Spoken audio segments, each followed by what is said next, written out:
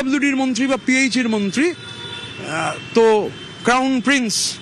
তার পছন্দের, কি অন্য যোগ্যতা ছিল জানি না, কিন্তু আমি বলছি শুধু এই উলুবেড়িয়ার সরকার রাজ্যের প্রাক্তন পিএইচি বা পিডব্লিউডি মন্ত্রী, তার এটা একটা গোটা নেক্সাস। রাজ্যের পিডব্লিউডির আন্ডারে থাকা বিভিন্ন কর্পোরেশন রয়েছে, সেই বিভিন্ন কর্পোরেশনের এমডিরা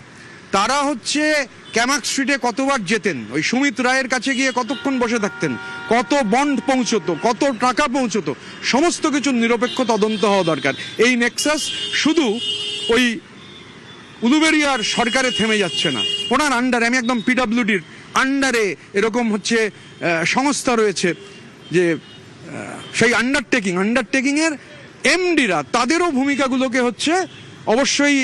স্ক্যানারের তলায় আনা দরকার। আমি এখন দেখুন, আমি তো আমার এই মুহূর্তে পার্টি মনে করেছে আমরা সন্দীপনের ক্ষেত্রে সিদ্ধান্ত নিয়েছে, তো আমরা যা জানি, এবার আমি আর সন্দীপন আমরা তো এজেন্সি নই, আমাদের সে ক্ষমতাও নেই, আমরা হচ্ছে, আর আমার আর সন্দীপন যে বললাম, আমরা কেন্দ্রীয় সরকারের কাছে বা রাজ্য সরকারের কাছেও নিরাপত্তা চাইনি।